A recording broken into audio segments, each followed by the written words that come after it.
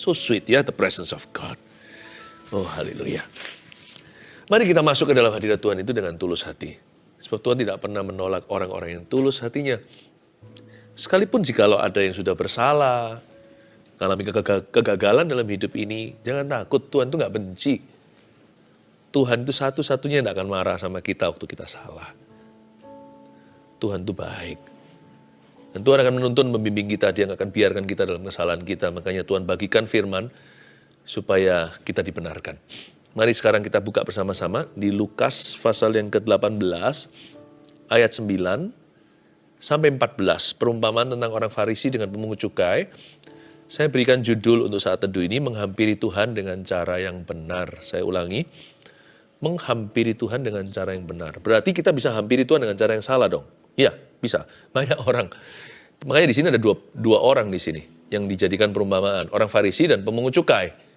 Sebagai bahan perbandingan. Bahwa ada sebagian orang itu kelihatannya sedang berdoa, padahal dia tidak menghampiri Allah. Jangan doa dengan egomu ya. Tuhan tidak akan dengar. Tapi kalau kita doa dengan tulus hati, hancur hati silakan. Jiwa patah remuk tidak akan dipandang hina. Kalau kita datang approaching God, menghampiri Tuhan dengan demikian, dengan cara yang berkenan, Tuhan itu terima kita. Di dalam cerita ini saya kasih bocoran. Yang akhirnya diterima sama Tuhan adalah doa pemungut cukai, bukan orang Farisi yang puasa 2 kali seminggu. Saya bacakan dulu ayat 9. Dan kepada beberapa orang yang menganggap dirinya benar dan memandang rendah semua orang lain, Yesus mengatakan perumpamaan ini. Jadi kita harus tahu dulu ayat 9, Yesus ucapkan perumpamaan ini, peruntukannya itu loh jelas sekali. Untuk menyindir orang-orang yang menganggap dirinya benar. Dan mereka yang suka memandang rendah orang lain. Tuhan buat perumpamaan, saya baca lagi ayat 9, dan kepada YTH yang terhormat, to whom it may concern. Ini ditulis kepada orang yang menganggap dirinya benar dan memandang rendah semua orang lain. Yesus mengatakan perumpamaan ini. Kita nggak bisa doa dengan ragi Farisi. Apa itu? Nggak bisa kita sembayang, ngaku-ngaku masuk hadirat Tuhan, padahal egois hatinya. Nggak bisa. Doa itu di pelataran depan harus dibakar total korban bakaran. Berarti doa itu di level 1. Ya, saya tunjukkan sub-subannya doa ya. Kenapa begitu? Karena ini akhir tahun kan. Jadi kita harus lebih sungguh lagi cari Tuhan untuk tahun depan. Makanya jangan sampai doa kita itu ditolak alias dikembalikan. Doa di level 1 di pelataran depan itu harus bakar egomu. Orang yang sombong rohani nggak bisa sembahyang. Nggak bisa. Pride is prayer's number 1 enemy. Kesombongan hati itu adalah heaven's number 1 enemy. Atau musuh sorga nomor 1. Karena kalau kita sombong, Tuhan nggak mau dengarkan. Kalau kita salah, asal kita mau bertobat dan kita menyesali, lalu kita cari Tuhan, Tuhan terima. Tapi kalau orang sombong itu kan merasa dirinya benar, memandang semua orang lain itu lebih rendah dari dirinya. Yang seperti itu ya, kelihatannya sembahyang, paling hanya bahasa tubuhnya. Tapi sebenarnya di dalam hatinya dia tidak connect sama Tuhan. You know many people, there are more people who are out of touch. Di luar sana ada banyak orang yang tidak connect sama Tuhan daripada yang connect dengan Tuhan. Jangan sampai doamu itu nggak nyampe. Meskipun didoakan dalam nama Yesus itulah satu-satunya jalan, tapi nggak benar-benar sampai ke sana. Kenapa? Karena Tuhan tidak suka. Tapi Pastor Philip, saya doakan harus fasilitas, saya nggak bisa doa seperti pastor gitu loh. Anda akan terkejut. Bahwa ternyata kefasihan dalam berbicara itu nggak ada hubungannya sama doa. Itu hanyalah gaya bahasa kita aja, beda satu orang dengan yang lainnya. Ayat 10, ada 2 orang pergi ke bait Allah untuk berdoa. Yang seorang adalah Farisi dan yang lain pemungut cukai. Coba lihat ya, Farisi sebelah kiri, pemungut cukai di sebelah kanan. Ada 2 orang pergi ke bait Allah untuk berdoa.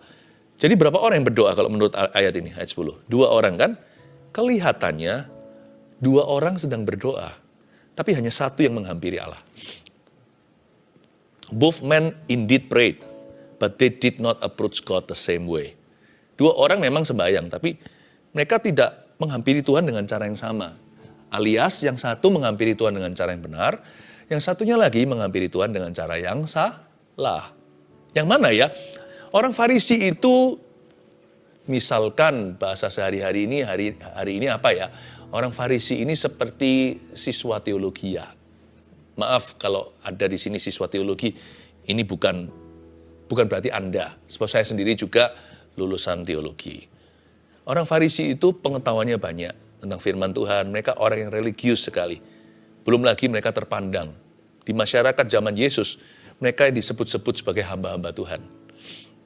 Kelihatannya inilah, kalau kita nggak tahu ceritanya penuh, misalkan kita baru jadi orang Kristen, nggak familiar sama Alkitab, kalau kita ditutup di sini sekarang, nggak boleh dilanjutkan, ayo, kira-kira siapa yang doanya mumpuni? Siapa yang doanya manjur? Farisi pasti. Farisi punya manualnya doa. Pemungut cukai, mana bisa, ini orang korup sekali ini. Ini orang yang dibenci oleh masyarakat, dihindari oleh teman-temannya sendiri, bahkan keluarganya. Tapi Anda akan terkejut ya. Dua orang kelihatannya pergi ke bait Allah untuk berdoa. Tapi dua orang ke bait suci, hanya satu yang keluar dari bait Allah dibersihkan oleh Tuhan. Hanya satu yang doanya sampai ke tahta kasih karunia. Ayat 11, orang Farisi itu berdiri dan berdoa dalam hatinya begini. Oke, mari kita catat sekarang ya. Saya ajak Anda jeli dan teliti membaca ayat 11 dan 12. Orang Farisi itu berdiri, oke, posturnya sudah benar, ya, memberikan standing respect ke Tuhan, dan berdoa dalam hatinya begini. Kita akan uji hatinya. Ternyata hatinya salah. Sekalipun dia seolah-olah berdoa dalam hatinya nggak beres di depan Tuhan. Apa yang tidak beres? Coba saya bacakan. Anda tebak kira-kira apa yang nggak tepat di dalam doanya. Bukan bahasanya ya, bahasanya aduai. Nanti waktu kita baca, wow, fasih lidah. Coba saya bacakan sekarang, ini doanya. Ya Allah, aku mengucap syukur kepadamu karena aku tidak sama seperti semua orang lain. Bukan perampok, bukan orang lalim, bukan pezina, dan bukan juga seperti pemungut cukai ini. Aku berpuasa 2 kali seminggu. Aku memberikan 1/10 dari segala penghasilanku. Oke, kira-kira apa saya kasih bocoran?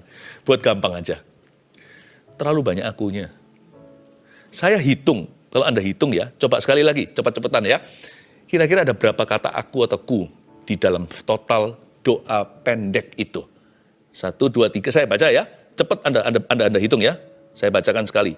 Ya Allah, aku mengucap syukur kepadamu karena aku tidak sama seperti semua orang lain, bukan perampok, bukan orang lalim, bukan pezina, dan bukan juga seperti pemungut cukai ini. Aku berpuasa 2 kali seminggu, aku memberikan 1/10 dari segala penghasilanku. Cepat, berapa?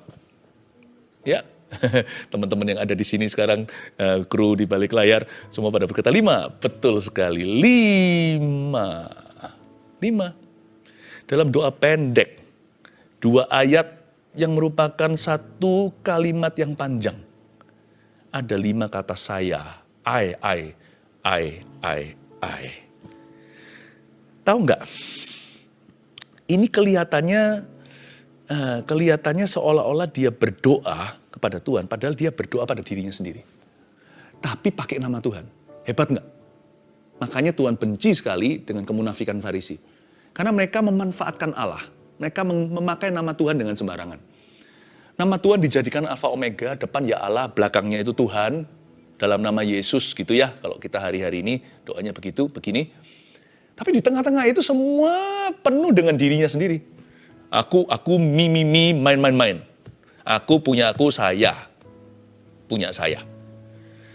Jadi nampaknya dia itu berdoa, padahal dia sedang berdoa pada dirinya sendiri. Nampaknya dia berbicara kepada Allah, padahal dia sedang berbicara dengan dirinya. Berapa banyak kita ketika memuji menyembah Tuhan juga, isinya cuma tentang dirimu, diriku. Lagu ini cocok untuk aku, lagu ini bukan untuk aku. Menyembah itu tidak ada hubungannya denganmu dan denganku. Menyembah itu tentang dirinya. It's all about him. Kalau kita menyembah, itu lebih banyak ke engkaunya. Minimal lah kalau kita ada sungkannya gitu ya. Minimal ke dianya. Dia terlebih besar. Dia terlebih besar di dalamku. Di dalamku. Yesus terlebih besar. Yesus terlebih besar di dalamku selama-lamanya. Kita lebih ke objeknya. Dia terlebih besar, Yesus terlebih besar, itu subjeknya. Ya kan? Dianya tuh, kata dia di situ, Yesusnya itu 4 kali minimal. Kita hanya 2 atau 3 cukup. Terakhir ditutup dengan selamanya. Contohnya, lagu itu bukan tentang kita. Kita dihubungkan dengan Allah aja sudah gak layak kok. Kita bisa disebut di satu lagu dengan dia ya. Ada engkau, ada aku, itu luar biasa loh. Siapakah aku ini jadi biji matamu? Dengan apa aku balas selain memuji dan menyembahmu? Berapa kali kita kalau sering kali punya kita pun kebiasaan kita ke gereja juga lihat, ini lagunya cocok untuk aku, udah cocok. Datang untuk menyembah lagu nomor 2. Firman juga sama kan, wah ini pembicaranya lucu nih, ini entertaining ini. Siapa bilang Tuhan itu harus hibur kita? Emangnya Tuhan itu entertainment? Kan enggak. Kalau saya dengar firman Tuhan, yang khotbah bagus atau tidak, asal kalau dia baca Alkitab dan singgung saja Alkitab, maka itu saya pegang minimal firman yang murni. Ayat masnya apa? Jikalau penjabarannya kurang pun saya tetap dapat sesuatu. Asal bukan penjabaran yang tidak Alkitabiah. Saya nggak datang mendengarkan firman itu dengan seperti juri di kontes nyanyi. Saya lihat apakah yang khotbah ini fales atau enggak. Enggak. Saya takut kalau yang khotbah itu terlalu bagus, terlalu terang kan, terlalu jelas kan. Jadi kalau saya melanggar firman, saya sudah nggak punya alasan. Minimal saya nggak bisa ngomong di depan Tuhan, saya nggak ngerti firman yang dibagi, saya nggak ngerti khotbahnya. Nah, kalau gitu kalau kita nggak ngerti, kalau kita salah kan masih ada alasannya. Kalau sudah jelas sekali, malah bahaya. Justru kalau kasih firman yang super clear, you and I, kita nggak bisa lari. Makanya kalau yang samar gitu pun saya berkata, Tuhan aku tetap dapatkan remah-remahnya. Aku tetap akan dapatkan protein, dapat gizinya. Saya berkata, Tuhan ini aku ngerti, itu yang ngerti. Tuhan akan hakimi dan adili kita berdasarkan pengertian kita. Akunya terlalu banyak nih orang Farisi. Aku. Lalu ada kata ini tuh, coba Anda cermati ayat 11 tadi ya. Mana itu ada? Tadi orang Farisi itu berdiri dan berdoa dalam hatinya begini. Ya Allah, aku mengucap syukur kepadamu karena aku tidak sama seperti semua orang lain, bukan perampok, bukan orang lalim, bukan pezina, dan bukan juga seperti pemungut cukai. Ini, Anda tahu ini artinya apa? Kayak anak kecil, ketemu anak kecil, gitu, jijik gitu. Ininya itu ini jijik. Jijik menghindari kayak, ini orang pemulung ini, bau compang-camping dari sampah. Kalau kita lihat orang muntah di jalan, Nah, nya itu sebuah jijikan. Ya, Dan Tuhan gak suka dengan attitude itu, ternyata. Itulah sebabnya ditolak, bukan karena dia fasilida atau bukan. Dan dia berpuasa sih, ayat 12, aku berpuasa 2 kali seminggu. Memang orang-orang Farisi itu, orang-orang Yahudi yang ortodoks begitu, mereka berpuasa Senin Kamis. Mereka berpuasa di hari kedua, minggu itu. Hari pertamanya kita itu hari Senin kan. Tapi kalau hari mereka, hari pertama itu Minggu. Sabtu itu Sabatnya. Jadi mereka itu puasanya itu Senin dan Kamis. Monday and Thursdays. Karena itulah waktu yang mereka yakini sebagai waktu Musa naik gunung dan turun membawa Tauratnya. Senin naik, Kamis turun. Mereka berarti orang Farisi ini orang yang taat sama tradisi. Orang yang perfect performanya. Tapi Tuhan gak peduli. Kalau kamu berani gituin saudaramu, Tuhan juga akan sama dirimu. Tuhan kan pasti akan memandang rendah orang yang memandang orang lain rendah, ya kan? Coba bayangkan jikalau Anda itu melihat orang lain yang hutang sama Anda itu Anda bebaskan. Lalu habis itu, dia itu orang lain lagi hutang sama orang itu, yang hutang pada dirimu, yang Anda bebaskan itu, lalu dia mencekik orang tersebut, padahal utangnya dia cuma ribuan rupiah. Hutangnya orang yang Anda bebaskan itu jutaan atau ratusan juta. Anda lihat gitu bisa respect nggak? Aku bebaskan kamu ratusan juta, itu orang hanya ratusan ribu, kamu cekik begitu. kamu masukkan penjara. Wah, nggak baik ini. Nggak baik kamu. Kita bisa begitu kan? Kalau begitu saya juga akan menjarakan kamu. Mungkin kita bisa berkata gitu. Jikalau Anda adalah orang yang berpengaruh, yang berkuasa. Tuhan juga sama. Bayangin kalau orang yang kayanya tanggung, hina-hina temennya yang tidak sekaya dia. Lah kalau Anda adalah konglomerat terkaya di negara itu melihat begitu, Anda bisa merasa gimana? Anda bisa merasa jijik kan? Kenapa kamu demikian? Aku loh tidak pernah hina kamu, aku orang kan. Kenapa kamu hina orang lain? Tapi sama saya, kamu takut-takut dan menjilat. Berapa banyak kita itu seperti menjilat Tuhan, tapi waktu sama bawahnya kita tekan. Dan Tuhan berkata, aku juga jijik sama dirimu. Itu menghampiri Tuhan dengan cara yang salah. Karena jangan salah, karena Tuhan itu nggak bisa kita tipu. Satu saja problema kita dengan Tuhan. Tuhan maha tahu, masalahnya gitu. Kalau kita nggak tahu kan, luar dalam, depan belakang. Kalau Tuhan itu begini, di koin yang sama itu yang menghadap ke dia bisa lihat koin hadapan belakangnya, dia bisa lihat sisi satunya. Tuhan itu melihat dua-dua tanpa tukar bayangan. Ajaib Tuhan. Makanya itu kalau kita menghampiri Tuhan, mesti dengan sikap hati yang benar. Nanti saya kasih rangkumannya, tenang aja. Kita ngeflow dulu ya. Ayat berapa ini sekarang? 13 sekarang ya. Tetapi pemungut cukai itu berdiri jauh-jauh. Nah sekarang giliran lakon kedua. Malah justru lakon sesungguhnya. Tetapi pemungut cukai itu berdiri jauh-jauh. Dia ngerti dia salah lah. Dia tahu lah bahwa dia di dunia abu-abu. Dia tahu bahwa seringkali dia kompromi dan kadang-kadang jahat lagi. Tapi dia itu sebenarnya masih ada rasa sungkan sama Tuhan, ada takutnya. Jadi dia kalau datang ke gereja itu perasaan gak bersih itu ada. Jadi orang ini masih tidak bisa menipu hati nuraninya. Jadi dia datang, pemungut cukai itu ke bait suci berdiri jauh-jauh. Bahkan ia tidak berani menengadah ke langit. Melainkan ia memukul diri dan berkata, kata memukul sini itu memukul-mukul. Jadi ini majemuk, memukul sini itu repetisi. Jadi dia bukan hanya memukul diri, aduh gitu. Enggak, dia memukul terus. Ini bukan mengajarkan pada kita bahwa kita boleh melakukan ini. Tapi orang ini tidak terasa secara fisik sampai mukul-mukul dada. Karena di dalam hatinya dia gak tahan. Aku kok bisa begini ya? Aduh, aku kok bisa begitu? Dia pukul-pukul dadanya seperti ini. Aku memukul-mukul. Pernah gak kita merasa gitu? Alias menyesal. Pernah nggak kita itu menyesal sampai nggak berani melihat wajah kita sendiri di cermin? Mungkin setelah kita marah-marah sama keluarga, mungkin setelah kita berbuat dosa, mungkin setelah kita jatuh ke dalam kebiasaan lama, atau mungkin karena kita keceplosan atau ya kebobolan di depan umum, lalu habis itu kita melakukan sesuatu yang merugikan semua dan sulit ditarik, udah menjadi reputasi dan sudah menjadi kerusakannya udah terjadi. Pernah nggak? Rasanya kalau kita di shower ya, udah di waktu lagi mandi sendiri gitu, rasanya nggak mau keluar, rasanya di dalam air itu sudah forever gitu. Kalau bisa air ini membuat aku leleh jikalau aku es batu, lalu lenyaplah aku. Pengen begitu, aku ingin lari ke tempat terbitnya fajar. Aku ingin lari ke situ, ke bawah orang mati, atau ke tempat yang tinggi. Tapi kemanakah aku dapat pergi menjauhi rohmu Tuhan?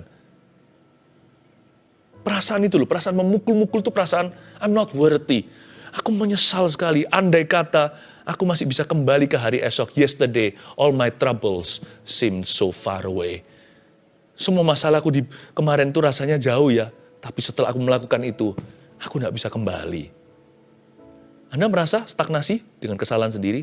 Ini pemungut cukai rasakan itu.